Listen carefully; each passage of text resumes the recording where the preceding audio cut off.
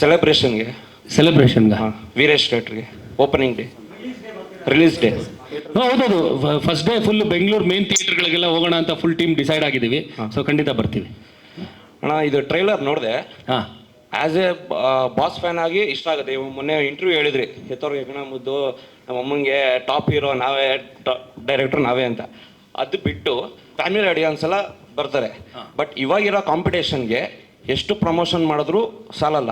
Correct. ಇವಾಗ ನೀವು 10 ದಿನದಿಂದ ಎಲ್ಲ ಯೂಟ್ಯೂಬ್ ಚಾನಲಲ್ಲೂ ನ್ಯೂಸ್ ಚಾನಲ್ ಮಾಡ್ತಾ ಇದ್ದೀರಾ. ಬಟ್ ಇನ್ನು 5 ದಿನ ಏನು ಮಾಡ್ತೀರಾ ಅದು ಇನ್ನೂ ಇಂಪಾರ್ಟೆಂಟ್ ಆಗುತ್ತೆ. ಹೌದೌದು, ಜನಗಳಿಗೆ ಎಷ್ಟು ರೀಚ್ ಮಾಡಿಸ್ತೀರಾ. ಕರೆಕ್ಟ್. ಇವಾಗ ಟಿವಿ ನೋಡೋ ಜನನೇ ಬೇರೆ, ಫೋನ್ ನೋಡೋ ಜನನೇ ಬೇರೆ. ಸೊ ಇನ್ನು 5 ಡೇಸ್ ಏನು ಪ್ಲಾನ್ ಮಾಡ್ಕೊಂಡಿದ್ದೀರ ಅಣ್ಣ? ಲಾಸ್ಟ್ 5 ಡೇಸ್ ಮೋಸ್ಟ್ ಇಂಪಾರ್ಟೆಂಟ್ ಆಗುತ್ತೆ. ಹೌದು, ಇಲ್ಲ ನಾವು ಅದೇ ನಿನ್ನೆ ಮೊನ್ನೆ ಎಲ್ಲ ನಾವೆಲ್ಲ ನಮ್ಮ ಟೀಮಲ್ಲಿ ಅದೇ ಡಿಸ್ಕಸ್ ಮಾಡಿದ್ವಿ.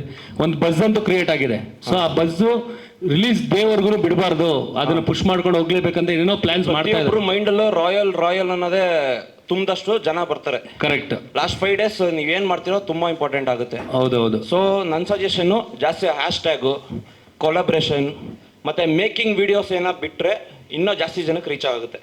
ಸೇಮ್ ಫನ್ನಿ ವೀಡಿಯೋಸು, ಅಂದರೆ ಶೂಟಿಂಗ್ ತೆಗಿಬೇಕಾದ್ರೆ ಫನ್ನಿ ವೀಡಿಯೋಸ್ ಇರುತ್ತೆ ಅದು. ಮತ್ತು ಯಾವುದೋ ಮಾಸ್ ಡೈಲಾಗ್ಸ್ ಇದ್ದರೆ ರೀಲ್ಸಲ್ಲಿ ಜಾಸ್ತಿ ಜನಕ್ಕೆ ರೀಚ್ ಆಗುತ್ತೆ. ಜಾಸ್ತಿ ಜನ ಫೋನ್ ಯೂಸ್ ಮಾಡೋದ್ರಿಂದ. ಕರೆಕ್ಟ್. ಹಂಗಾಗಿ ಒಂದು ನೋಡಪ್ಪ, ಕನ್ಸಿಡರ್ ಮಾಡಪ್ಪ ಇದು. ಯಾಕಂದರೆ ಇವರು ನಮ್ಮ ಪ್ರೊಡ್ಯೂಸರ್ ಬೋಗಣ್ಣ ಅವ್ರ ಮಗ, ಇವರು ನಮ್ಮ ಪ್ರೊಡ್ಯೂಸರ್ ಜಯಣ್ಣ ಅವ್ರ ಮಗ. ಸೊ ಈಗಿನ ಜನ್ರೇಷನ್ ಹುಡುಗರು ಆ್ಯಕ್ಚುಲಿ ಹೇಳ್ಬೇಕಂದ್ರೆ ಇವಾಗ ಏನೇನು ಪ್ರಮೋಷನ್ ನಾವು ಮಾಡ್ತಾ ಇದೀವಿ ಎಲ್ಲ ಇವ್ರುಗಳ್ದೆ. ನನಗೆ ನಿಜವಾಗ್ಲೂ ಇವೆಲ್ಲ ಮಾಡಬೇಕು ಅನ್ನೋ ಐಡಿಯಾನೇ ಇಲ್ಲ. ನಾವು ಬರೀ ಸಿನಿಮಾ ಮಾಡೋದ್ರ ಬಗ್ಗೆ ಮಾತ್ರ ಕಾನ್ಸಂಟ್ರೇಟ್ ಮಾಡ್ತೀವಿ. ಸೊ ಇಂಥವ್ರೆಲ್ಲ ಏನೋ ಸಜೆಸ್ಟ್ ಮಾಡಿದಾಗಲೇ ನಮಗೂ ಗೊತ್ತಾಗುತ್ತೆ ನಾವು ಏನೇನು ಮಾಡಬೇಕು, ನಾವು ಎಲ್ಲೆಲ್ಲಿ ಹಿಂದೆ ಬಿದ್ದಿದ್ದೀವಿ ಸಿನಿಮಾನ ರೀಚ್ ಮಾಡ್ಸೋಕ್ಕೆ. ಅವೆಲ್ಲ ಗೊತ್ತಾಗದೆ ನಿಮ್ಗಳ ಜೊತೆ ಈಗ ಅದೊಂದು ನಾಲೆಜ್ ಬರಲಿ ಅಂತಲೇ ಒಂದು ಮೇನಾಗಿ ನಿಮ್ಮನ್ನೆಲ್ಲ ಕರ್ಸಿರೋದು ಮಾತಾಡೋಕ್ಕೆ. ನಾವು ಇವಾಗ ಲಾಸ್ಟ್ ಒಂದು ಟಾಂಗ್ ಸಾಂಗ್ ಬಿಟ್ಟಿರಲ್ಲ, ಸೊ ಅದು ವಿರಾಟ್ ಎಲ್ಲರ ಜೊತೆ ಸ್ಟೆಪ್ ಹಾಕಿ ಸ್ವಲ್ಪ ಜಾಸ್ತಿ ವೈರಲ್ ಆಯಿತು. ಇವಾಗ ಸ್ವಲ್ಪ ಡೈಲಾಗ್ಸ್ ಏನೋ ಬಿಟ್ಟಾಗ ಅದು ಇನ್ನೂ ಜಾಸ್ತಿ ವೈರಲ್ ಆಗುತ್ತೆ. ಅದು ಜನಗಳನ್ನ ಇನ್ನೂ ಎಂಗೇಜ್ ಮಾಡುತ್ತೆ ಈ ಟೈಮಲ್ಲಿ. ಸೊ ಜನ ಜಾಸ್ತಿ ರೀಲ್ಸ್ ನೋಡೋದ್ರಿಂದ ಇವಾಗ ಮೊನ್ನೆ ಟ್ರೈಲರ್ ಬಿಟ್ಟಾದ್ಮೇಲೆ ಒಂದು ಗ್ಲಿಮ್ಸ್ ಬಿಟ್ಟಿದ್ರಿ ವಿರಾಟ್ದು. ಸೊ ಅದೇ ಥರ ಇನ್ನೊಂದು 2-3 ದಿನ ಬಿಟ್ಟರೆ ಜನ ಇನ್ನೂ ಜಾಸ್ತಿ ಎಂಗೇಜ್ ಆಗ್ತಾರೆ. ಸೊ ಜನಗಳು ತಲೆಗೆ ಕೂತ್ಕೊಳ್ತಾರೆ ವಿರಾಟ್ ರಾಯಲ್ ಬರ್ತಾ ಇದೆ ಅಂತ. ಇಲ್ಲ, ಆಬ್ವಿಯಸ್ಲಿ ಬಾಸ್ ಫ್ಯಾನ್ಸ್ ಅಂತೂ ಬಂದೇ ಬರ್ತಾರೆ. ಕಾಮನ್ ಆಡಿಯನ್ಸ್ಗೆ ರೀಚ್ ಆಗಬೇಕು ಅಂದಾಗ ಸೊ ಜನಗಳನ್ನ ಜಾಸ್ತಿ ಎಂಗೇಜ್ ಇಡಬೇಕಾಗುತ್ತೆ. ಇಲ್ಲ ಅದನ್ನು ಮೈಂಡಲ್ಲಿ ಇಟ್ಕೊಂಡು ನಮ್ಮದು ಮೇನ್ ನೀವು ಈಗ ಹೇಳ್ದಂಗೆ ಪಂಚ್ ಡೈಲಾಗ್ ಆಗಿರ್ಬೋದು, ಇಲ್ಲ ಎಮೋಷನಲ್ ಡೈಲಾಗ್ ಆಗಿರ್ಬೋದು, ಅದನ್ನೆಲ್ಲನೂ 10 ಸೆಕೆಂಡ್ಸ್ದು ಚಿಕ್ಕ ಕ್ಲಿಪ್ಗಳನ್ನ ಮಾಡಿಟ್ಟಿದ್ದಾರೆ ನಮ್ಮ ಕ್ರಿಯೇಟಿವ್ ಹೆಡ್ ಅನಿಲ್ ಅವರು. ಅದನ್ನು ರೆಡಿ ಮಾಡಿಟ್ಟಿದ್ದಾರೆ. ಸೊ ಅದನ್ನ ನಾಳೆ ನಾಡಿದಂಗೆ ಅದನ್ನೆಲ್ಲ ಬಿಡೋಣ ಅಂತ ಅನ್ಕೊಂಡು ದಿನ ಒಂದೊಂದು ಕ್ಲಿಪ್ಸ್ ಬಿಟ್ರು ಜನಗಳನ್ನ ಎಂಗೇಜ್ ಆಗಿ ಇಡ್ಬೋದು ಅವಾಗ. ಕರೆಕ್ಟ್. ಇಲ್ಲ, ಲಾಸ್ಟ್ 5 ಡೇಸ್ ಅದನ್ನ ಪ್ಲಾನ್ ಮಾಡಿದೀವಿ, ಅದನ್ನು ಮಾಡ್ತಾ ಇದೀವಿ. ಬುಕಿಂಗ್ಸ್ ಬಿಫೋರ್ ಏನೋ ಬಿಡ್ಬೋದಾ? ಹೌದೌದು, ಬುಕಿಂಗ್ಸ್ ಓಪನ್ ಮಾಡ್ತಾ ಇದೀವಿ. ಆ್ಯಂಡ್ ಒಂದು ನಮ್ಮ ಪ್ರೊಡ್ಯೂಸರು ಒಂದು ಚಿಕ್ಕದಾಗೆ, ಅಂದರೆ ದರ್ಶನ್ ರೇಂಜ್ಗಲ್ಲ, ನಮ್ಮ ವಿರಾಟ್ ನಮ್ಮ ಹೊಸ ಹೀರೋ ರೇಂಜ್ಗೆ, ವಿರಾಟ್ ರೇಂಜ್ಗೆ ನಾವೊಂದು ಒಂದು 5 ಫ್ಯಾನ್ ಶೋ ಮಾಡೋಣ ಅಂತ ಅನ್ಕೊಂಡಿದ್ವಿ. 23rd ಈವ್ನಿಂಗು ವೀರೇಶ್ ಥಿಯೇಟರ್ಗೆ ಏನೋ ಬರುತ್ತಣ್ಣ ಫ್ಯಾನ್ ಶೋ? ಅದು ಇಲ್ಲ, ಇನ್ನೂ ಜಯಣ್ಣನ ಹತ್ರ ನಾನು ಅದ್ರ ಬಗ್ಗೆ ಮಾತಾಡಿಲ್ಲ. ಮೋಸ್ಟ್ಲಿ ಇವತ್ತು ಈವ್ನಿಂಗ್ ಒಳಗೆ ಅದು ಗೊತ್ತಾಗುತ್ತೆ ಎಲ್ಲೆಲ್ಲಿ ಮಾಡಬೇಕು ಅಂತಿದ್ದಾರೆ ಅಂತ. ಸೊ ಆದ್ಮೇಲಿಂದ ಅದನ್ನ ನಿಮ್ಗೆ ಸೋಷಿಯಲ್ ಮೀಡಿಯಾ ಥ್ರೂ ನಾವು ಮೆಸೇಜ್ ಅಂತೂ ಹಾಕ್ತೀವಿ. ಸೊ ನಿಮ್ಗೆಲ್ಲರಿಗೂ ಸರ್, ಇದು ನಾರ್ಮಲ್ ಸ್ಟೋರಿನೂ ನೀವು ಒಂದು ಆರ್ಟಿಕಲಲ್ಲಿ ಹೇಳಿದ್ರಿ ಸ್ಕ್ರೀನ್ ಪ್ಲೇಲಿ ಸ್ವಲ್ಪ ಡಿಫ್ರೆಂಟಾಗಿ ಏನೋ ಮಾಡಿದ್ದೀರಾ ಅಂತ. ಉಪೇಂದ್ರ ಅವರು ನಿಮ್ಮದು ಜೊತೆಲಿ ಮೂವಿದು ಸ್ಕ್ರೀನ್ ಪ್ಲೇನ ಅಪ್ರಿಷಿಯೇಟ್ ಮಾಡಿದ್ದೀರಾ ಅಂತ ಒಂದು ಇಂಟರ್ವ್ಯೂಲ್ಲಿ ಹೇಳಿದ್ದೀರಾ. ಸೊ ಈ ಮೂವಿಯಲ್ಲಿ ಸ್ಕ್ರೀನ್ ಪ್ಲೇಯಲ್ಲಿ ಏನು ಸ್ಪೆಷಲಾಗಿ ಮಾಡಿದ್ದೀರಾ ಅಂತ?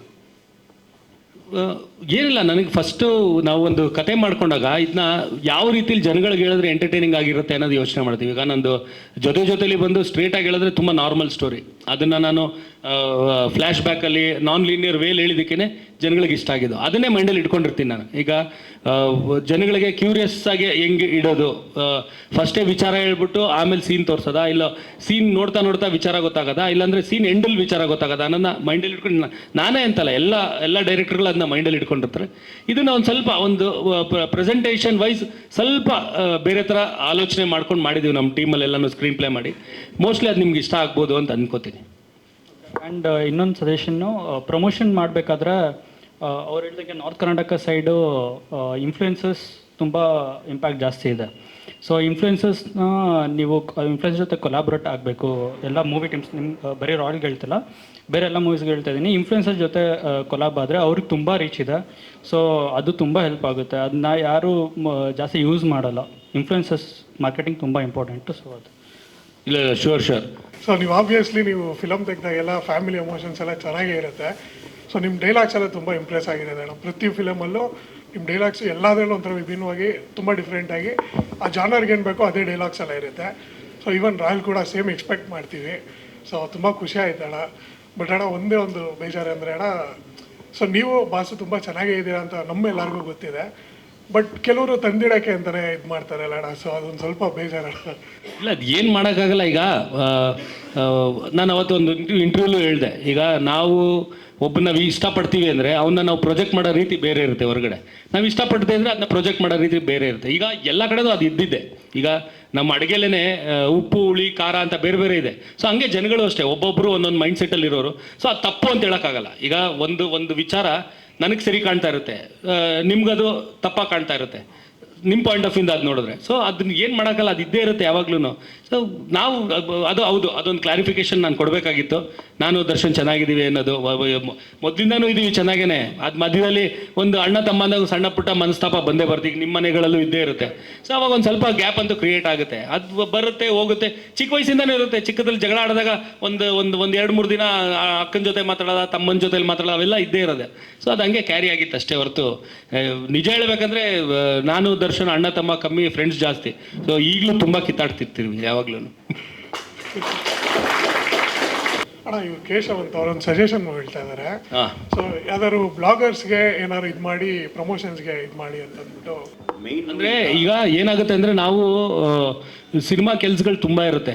ಸಿನಿಮಾ ರಿಲೀಸ್ಗೆ ಇನ್ನೊಂದು ತಿಂಗಳು ಅಂದಾಗಲೇ ನಮ್ಮದು ಈ ಪ್ರಮೋಷನ್ಗೆ ತಲೆ ಓಡ್ಸೋಕ್ಕೆ ಸ್ಟಾರ್ಟ್ ಮಾಡೋದು.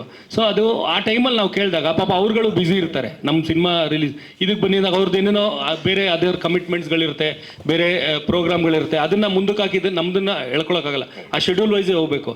ಆ ರೀತಿಲಿ ನಮ್ಗೊಂದು ಅಷ್ಟು ಜನ ಹತ್ರ ಮಾತಾಡಿದ್ರಲ್ಲಿ ಪಾಪ ಎಲ್ಲರೂ ಇಂಟ್ರೆಸ್ಟೆಡ್ ಆಗಿದ್ರು. ಬಟ್ ಏನಂದರೆ ಅವ್ರಿಗೆ ಟೈಮ್ನ ಶೆಡ್ಯೂಲ್ ಮಾಡೋಕ್ಕಾಗದೇ ಇರೋದ್ರಿಂದ ಅವೆಲ್ಲ ಮಾಡೋಕ್ಕಾಗಿಲ್ಲ. ಬಟ್ ಅದೇ ನೆಕ್ಸ್ಟ್ ಟೈಮಿಂದ ಒಂದು ತಿಂಗಳು ಬಿಫೋರ್ ಯೋಚನೆ ಮಾಡೋ ಬದಲು 3 ತಿಂಗಳು ಬಿಫೋರ್ ಯೋಚನೆ ಮಾಡ್ತೀವಿ. ಆಗ ಅಟ್ಲೀಸ್ಟ್ ಅವೆಲ್ಲ ಮಾಡ್ಕೋಬೋದು.